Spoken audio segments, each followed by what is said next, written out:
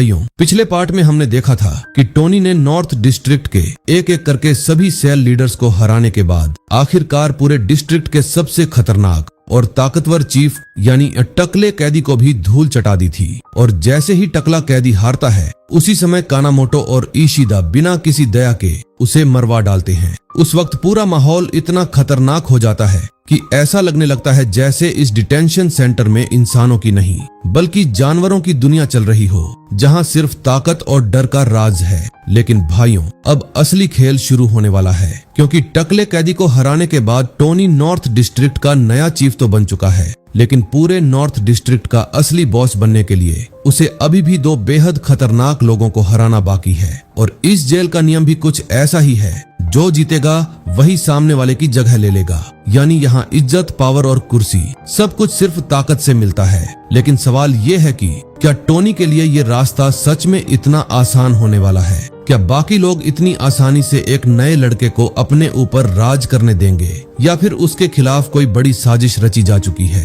क्योंकि भाइयों, अब तक हमने जितना देखा है उससे साफ पता चलता है कि इस डिटेंशन सेंटर के अंदर कुछ बहुत बड़ा और बहुत खतरनाक खेल चल रहा है। मसाकी ने पहले ही बताया था कि यहाँ सिर्फ लड़ाइयाँ ही नहीं होती, बल्कि पर्दे के पीछे कई इलीगल काम भी चल रहे हैं। लेकिन अभी तक मानहवा में उन चीजों को पूरी तरह रिवील नहीं किया गया है, और यही बात इस स्टोरी को और भी ज्यादा मिस्ट्री और डार्क बना देती है। और भाइयों, इस चैप्टर में आपको हॉन्ग सॉन्ग से जुड़ा एक ऐसा सीक्रेट पता चलने वाला है जिसे जानने के बाद आप पूरी तरह शॉक हो जाओगे। सच कहूँ तो ये ट्विस्ट पूरी स्टोरी को एक अलग ही लेवल पर ले जाता है। तो भाइयों, ये एक ऑन गोइंग मानवा है जिसके चैप्टर्स धीरे धीरे रिलीज हो रहे हैं। अभी तक इसके कुल 31 चैप्टर्स आ चुके हैं और आगे भी धीरे धीरे इसके नए चैप्टर्स आते रहेंगे। स्टोरी का हाइप लगातार बढ़ता जा रहा है और हर नया चैप्टर पहले से ज्यादा खतरनाक और इंटेंस होता जा रहा है। तो बिना समय बर्बाद किए चलिए अब सीधे कहानी की तरफ बढ़ते हैं।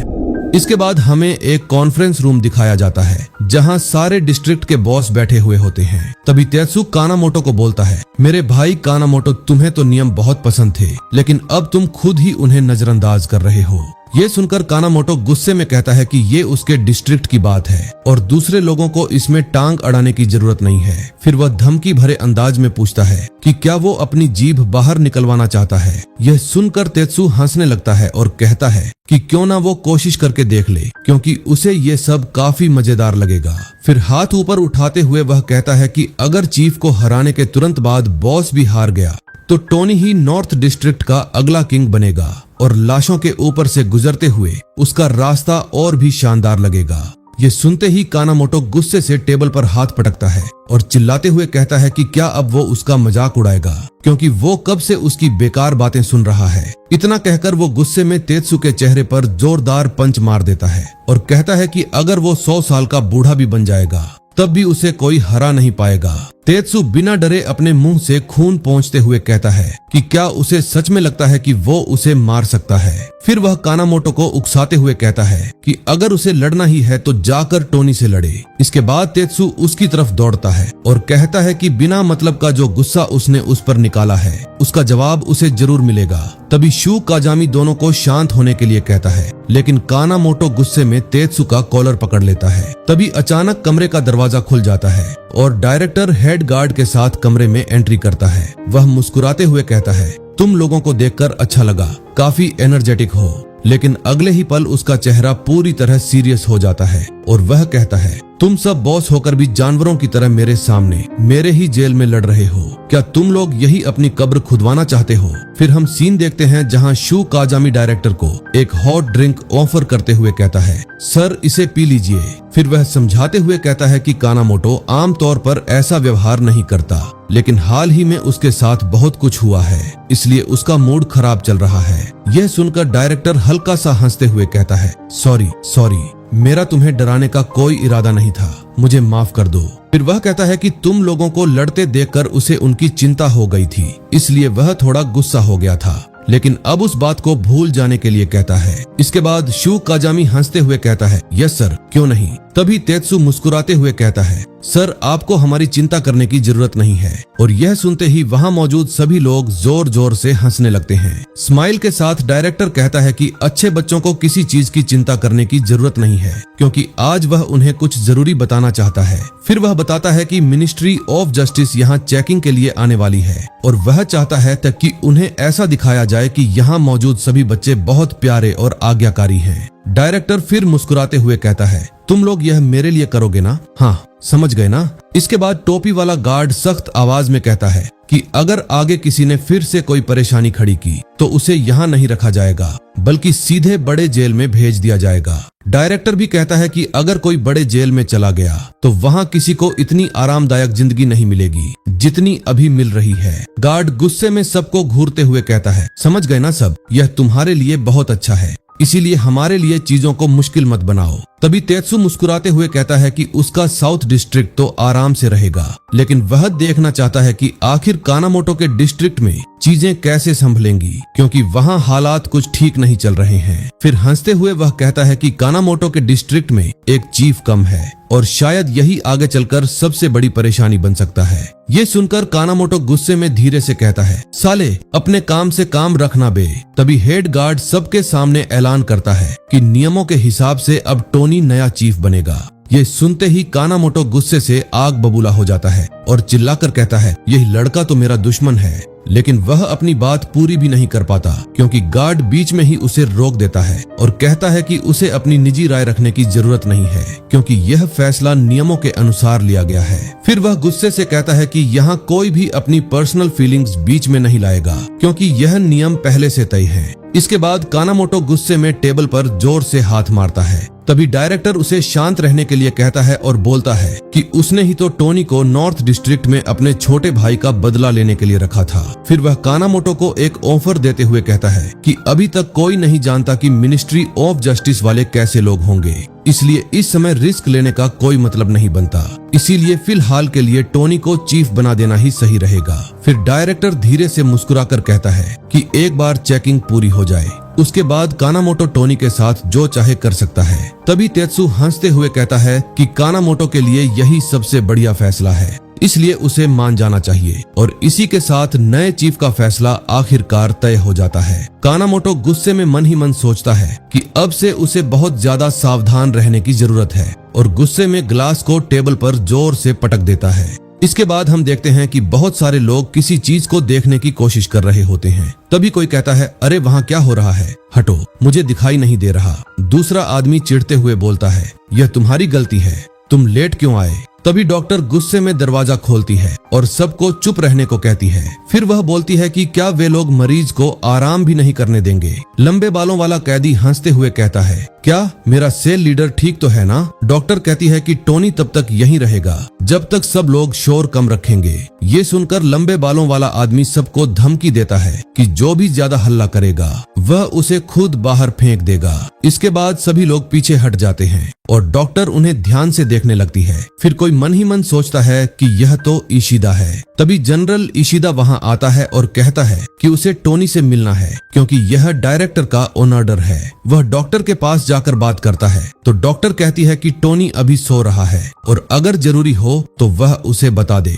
वरना वह यहीं इंतजार कर सकता है। तब इशिदा बताता है कि कभी भी यह ऐलान किया जा सकता है कि टोनी अब नॉर्थ डिस्ट्रिक्ट के नए चीफ के रूप में टकले आदमी को रिप्लेस करने वाला है और अब टोनी ही नॉर्थ डिस्ट्रिक्ट का नया चीफ है। इसके बाद वहां खड़े लोग आपस में बातें करने लगते हैं। एक लड़का हैरानी से कहता है कि उसे विश्वास नहीं हो रहा कि टोनी नया चीफ बनने वाला है। तभी लंबे बालों वाला कैदी गुस्से में उसे डांटते हुए कहता है कि चीफ टोनी के लिए सम्मान दिखाओ। इसी बीच डॉक्टर अंदर जाती है जहां टोनी आराम कर रहा होता है और धीरे से पूछती है, क्या तुम सुन रहे हो? तभी हॉन्ग सॉन्ग कहता है कि उसे पहले से यही उम्मीद थी। फिर वह टोनी से पूछता है कि अब वह क्या करने वाला है। टोनी धीरे से जवाब देता है कि वह अभी डाउट में है और अभी भी सोच रहा है, लेकिन उसे नहीं लगता कि कानामोटो इस फैसले को आसानी से स्वीकार करेगा। तभी हॉन्ग सॉन्ग गुस्से में बैठते हुए कहता है कि यह डायरेक्टर का आदेश है, इसलिए कानामोटो को इसे मानना ही पड़ेगा। वह बताता है कि मिनिस्ट्री ऑफ जस्टिस बहुत जल्द इंस्पेक्शन के लिए आने वाली है और डायरेक्टर इस मामले में बेहद सावधान है। इसलिए वे किसी भी तरह की गलती की गुंजाइश नहीं छोड़ेंगे। टोनी धीरे से मिनिस्ट्री ऑफ जस्टिस दोहराता है और पूछता है कि आखिर वे लोग कौन हैं। तब हॉन्ग सॉन्ग समझाता है कि उनका काम करेक्शन सेंटर्स और सेफ्टी सिस्टम्स को चेक करना होता है, ताकि यह देखा जा सके कि सब कुछ सही तरीके से चल रहा है या नहीं। वह यह भी बताता है कि वे खास तौर पर डिसिप्लिन पर सबसे ज्यादा ध्यान देते हैं, इसलिए चीफ और बॉस सभी को कंट्रोल में रखते हैं ताकि कोई भी समस्या पैदा ना हो। हॉन्ग सॉन्ग आगे बताता है कि डायरेक्टर तीसरी बार सिटी काउंसिल इलेक्शन के लिए खड़े होने वाले हैं और इस चेकिंग के बाद डिटेंशन सेंटर की अचीवमेंट्स उनके चुनाव पर बहुत बड़ा असर डाल सकती हैं। तभी हॉन्ग सॉन्ग कहता है कि इससे फर्क नहीं पड़ता कि वे पहले क्या थे, लेकिन अब उन्हें किसी ऐसे इंसान की जरूरत है जो पूरे सिस्टम को कंट्रोल में रख सके। टोनी पूछता है कि आखिर वह यह सब कैसे करेगा, क्योंकि उसे इस बारे में ज्यादा जानकारी नहीं है। फिर टोनी उस हैंडसम आदमी की तरफ देखने लगता है। डॉक्टर धीरे से कहती है, टोनी, मैं इसे तुम्हारे ऊपर छोड़ती हूँ। इसके बाद वह हॉन्ग सॉन्ग से कहती है कि उसे उम्मीद है कि वह टोनी से ठीक तरह से माफी मांगेगा। टोनी हैरानी से पूछता है, आखिर चल क्या रहा है? तभी हॉन्ग सॉन्ग उससे माफी मांगते हुए कहता है कि वह टोनी को अपना स्टूडेंट बनाकर इस्तेमाल कर रहा था। वह बताता है कि उसे लगा था कि टोनी कानामोटो का दुश्मन है और उसके जरिए वह डिटेंशन सेंटर के अंदर छिपे अंधेरे सच को बाहर ला सकता है। फिर वह माफी मांगते हुए कहता है कि उसने टोनी से यह सारी बातें छिपाई। इसके बाद वह दोबारा अपना परिचय देता है और कहता है, मैं हॉन्ग सॉन्ग गैंग का लीडर हूँ और साथ ही एक नारकोटिक्स ऑफिसर भी हूँ। इसके बाद हॉन्ग सॉन्ग अपने बाल ऊपर करता है और टोनी को अपना पूरा चेहरा दिखा देता है और उसकी असली पहचान देखकर टोनी पूरी तरह शॉक्ड रह जाता है। मैंने कहा था ना भाइयों, इस चैप्टर में ऐसा ट्विस्ट मिलने वाला है जो पूरी स्टोरी को ही पलट देगा।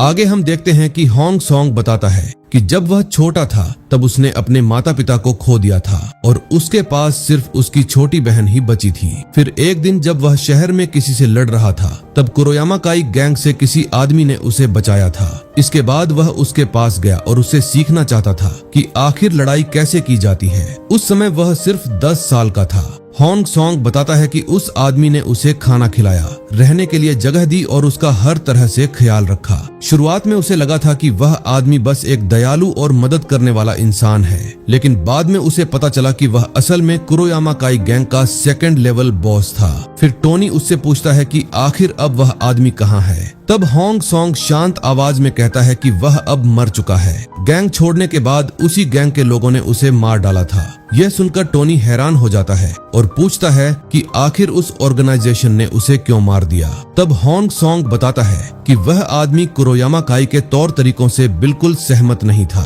क्योंकि वह ऑर्गेनाइजेशन इंसानों की तस्करी करता था और सफेद पाउडर की डीलिंग भी करता था। हॉन्ग सॉन्ग बोलता है कि इसी वजह से वह इस जेल में आया। फिर टोनी पूछता है कि क्या उसका मतलब है कि वह यहाँ सब कुछ सुधारने आया है। तब हॉन्ग सॉन्ग बताता है कि कुरोयामा काई ने उसके एक दोस्त को सफेद पाउडर देकर उसे अपने कामों में इस्तेमाल किया था और आखिर में उसने अपनी ही जान ले ली। मरने से पहले उसके दोस्त ने उसे बताया था कि यह सफेद पाउडर इसी जेल यानी रिफॉर्मेटरी के जरिए फैलाया जा रहा है। भैया, मैं वीडियो में डायरेक्ट नाम नहीं ले सकता, इसलिए सफेद पाउडर बोल रहा हूँ, समझ जाना। फिर आगे हॉन्ग सॉन्ग गुस्से से भर जाता है और कहता है कि होकुतो शिंदो उस हरामी ने उसके मददगार इंसान और उसके दोस्त दोनों को मार डाला, इसलिए वह उसे कभी माफ नहीं करेगा। इसके बाद वह बताता है कि उसने बहुत सारी जगहों की जांच की और आखिरकार इस जगह के बारे में पता लगाया। फिर वह नारकोटिक्स एजेंट्स और गवर्नमेंट की मदद से यहाँ गायब होकर आया ताकि सफेद पाउडर से जुड़े सबूत इकट्ठा कर सके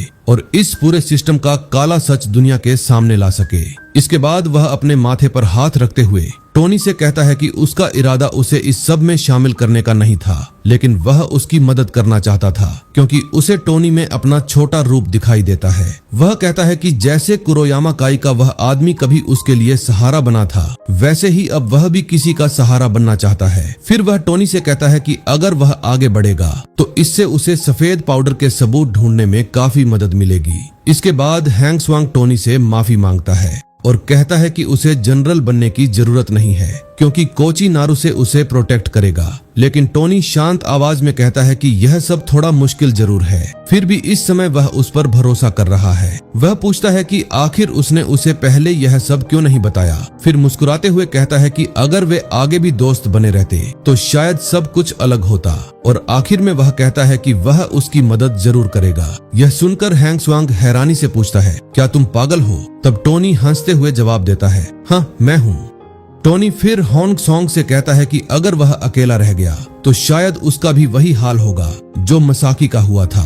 इसके बाद जैसे ही होंग सॉन्ग मसाकी का नाम सुनता है, वह टोनी से कहता है कि एक बात और है जो वह उसे बताना भूल गया था। वह बताता है कि मसाकी की मौत के बाद डॉक्टर को उसकी बॉडी में सफेद पाउडर मिला था। होंग सॉन्ग आगे कहता है कि बहुत ज्यादा चांसेस हैं कि मसाकी को मारने के लिए इसी सफेद पाउडर का इस्तेमाल किया गया हो, लेकिन ऐसा टकला कैदी अकेले नहीं कर सकता। इसके पीछे जरूर कोई ऐसा आदमी होगा जो इस सफेद पाउडर को मैन्युफैक्चर करता है और वह इसी जेल के अंदर मौजूद है। सीन चेंज होता है और हमें बाहर ग्राउंड का सीन दिखाया जाता है, जहां लंबे बाल वाला कैदी दूसरे कैदी से पूछ रहा होता है कि आखिर उनका जनरल ठीक होकर वापस कब आएगा। तभी दूसरा कैदी उससे कहता है कि अब उनका सेल लीडर ही जनरल बन गया है, तो इसका मतलब अब लंबे बाल वाले को ही सेल लीडर बनना पड़ेगा। यह सुनकर वह थोड़ा खुश हो जाता है और कहता है कि इसके लिए उन्हें अपने जनरल को थैंक यू बोलना चाहिए। वह सभी आपस में बात कर ही रहे होते हैं कि तभी दूसरे डिस्ट्रिक्ट के कुछ कैदी वहां आ जाते हैं और उन्हें वहां से जाने को बोलते हैं। लेकिन लंबे बाल वाला कैदी गुस्से में कहता है कि तुम लोगों को आखिर दिक्कत क्या है? हम लोग टोनी के सेल के बंदे हैं और टोनी अब जनरल बन चुका है, इसलिए हमसे जुबान संभाल कर बात करो।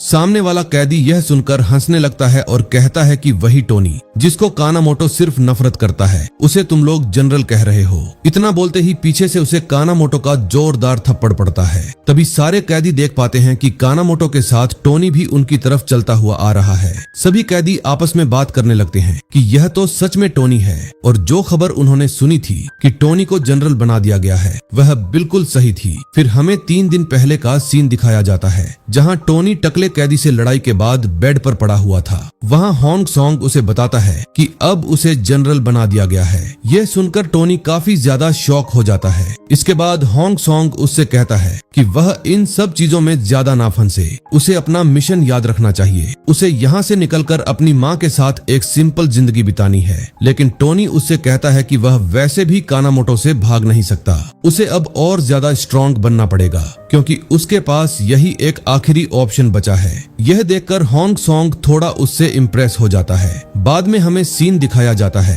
कि टोनी के रूम में कानामोटो और की इशिदा आए हुए हैं। वहां कानामोटो टोनी से पूछता है कि आखिर उसका प्लान क्या है। फिर वह कहता है कि टोनी यह बात अच्छी तरह जानता है कि वह उसे 1 सेकंड के अंदर मार सकता है। लेकिन टोनी कॉन्फिडेंट होकर जवाब देता है कि उसने इसके लिए तैयारी कर रखी है और अब वह यहाँ उसे कड़ी टक्कर दे सकता है। टोनी आगे कहता है कि अभी के लिए कानामोटो उसे मार नहीं सकता। ये सुनते ही कानामोटो गुस्से में आ जाता है और कहता है कि बच्चे अपनी जुबान पर लगाम रखो वरना यहीं खत्म कर दिए जाओगे। फिर वह आगे कहता है कि उसे भरोसा नहीं हो रहा कि यह वही बच्चा है जो पहले डर के मारे रोया करता था। इस पर टोनी और भी ज्यादा कॉन्फिडेंट होकर कहता है कि अगर वह रोने वाला लड़का ही बना रहता तो यहाँ कभी सरवाइव नहीं कर पाता, इसीलिए उसे यह सब करना पड़ा। इसके बाद टोनी उसे एक ऑफर देता है और कहता है कि कानामोटो को उसकी जरूरत है और उसे यहाँ स्टेटस की जरूरत है, इसलिए दोनों को अपनी पर्सनल दुश्मनी भूलकर एक समझौता कर लेना चाहिए। यह सुनकर आखिरकार कानामोटो मान जाता है। इसके बाद हम देखते हैं कि दोनों रूम से बाहर निकल जाते हैं। दूसरे सीन में कानामोटो अपना लाइटर जलाते हुए इशिदा से पूछता है कि वह टोनी के बारे में क्या सोचता है। इस पर इशिदा हल्का सा मुस्कुराते हुए कहता है कि इसमें उनका ही फायदा है क्योंकि टोनी नीचे से उठकर यहाँ तक पहुँचा है और उसने अपनी ताकत से यह पोजीशन हासिल की है, इसलिए उसके पोजीशन को लेकर ज्यादा दिक्कत नहीं होगी। लेकिन फिर वह कहता है कि उसे एक बात का डाउट जरूर है, जो लड़का पहले इतना डरता था वह अचानक इतना स्ट्रॉन्ग कैसे बन गया। फिर उसे याद आता है कि होंग सॉन्ग हमेशा टोनी को आगे बढ़ाने की कोशिश करता था, इसलिए कहीं इसके पीछे वही तो नहीं है। यह सुनकर कानामोटो शॉक हो जाता है और होंग सॉन्ग का नाम लेते हुए कहता है कि वही आदमी जिसने डायरेक्टर के प्रपोजल को कई बार ठुकरा दिया था। अगर टोनी के पीछे होंग सॉन्ग है तो उन्हें इन दोनों पर नजर रखनी पड़ेगी। लेकिन ईशिदा हल्का सा मुस्कुराकर कहता है कि टोनी से उन्हें कोई खतरा नहीं है, क्योंकि वह सबके लिए सिर्फ एक पपेट की तरह है। सीन फिर से प्रेजेंट टाइम में आता है, जहां सभी कैदी ग्राउंड में खड़े होकर इन तीनों को देख रहे होते हैं। तभी कानामोटो अपने हाथ पॉकेट में डालकर अनाउंस करता है कि टकला कैदी हार चुका है और अब से टोनी ही उनका नया जनरल होगा। फिर वह टोनी की तरफ देखकर कहता है कि अब वह भी कुछ बोले। इसके बाद टोनी सबके सामने जाकर खड़ा हो जाता है। सारे कैदी आपस में बातें करने लगते हैं कि किसी ने भी नहीं सोचा था कि यह लड़का एक दिन जनरल बन जाएगा। तभी टोनी कॉन्फिडेंट होकर सबके सामने कहता है कि वह टकले कैदी जैसा इंसान नहीं है और आज से वह यहाँ होने वाली बुलिंग को